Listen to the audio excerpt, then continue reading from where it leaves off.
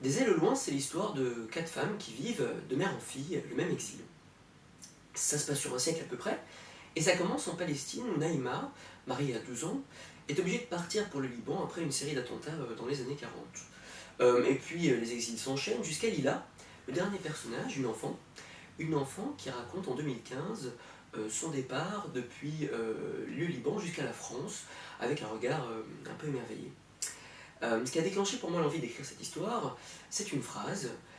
C'est une phrase que ma grand-mère a dite il y a 3 ans au cours d'un repas. Elle parlait de son exil et elle a dit « Moi, je suis partie, mais je suis restée ». Et c'est là que ça a commencé. Je me suis rendu compte à 27 ans que je ne connaissais rien, ni de ma grand-mère, ni de ma mère, ni de ma soeur, ni de ma nièce.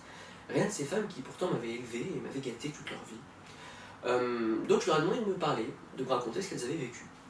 Ça a duré quelques mois et je me suis rendu compte que des choses se recoupaient, se rejoignaient, sur l'exil notamment.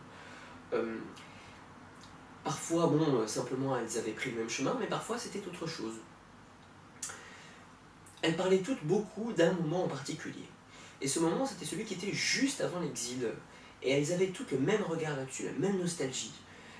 C'était tellement fort la manière dont elles le disaient, que j'ai l'impression qu'elles vivaient encore en quelque sorte à cette époque-là. Que malgré les guerres, les sociétés patriarcales, l'exil, elles faisaient tout pour faire comme si elles étaient aussi drôles, aussi légères, aussi insouciantes, aussi libres qu'à cette époque. Et je crois que c'était le sens de cette phrase pour ma grand-mère. Et puis pas seulement d'ailleurs. Enfin, je crois que c'est pas seulement l'histoire d'une ou de 4 femmes. C'est quelque chose sur l'exil en fait, et sur les migrants ce livre. C'est l'idée que oui, l'exil appelle l'exil, qui a une boucle un peu infernale comme ça, mais qu'au fond, quand on part pas tout à fait. On reste un peu ce qu'on a été. Comme Naïma, Emma, Dara et Lila, les 4 femmes de ce roman, s'obstinent génération après génération, pays après pays, à conserver ce qu'elles sont.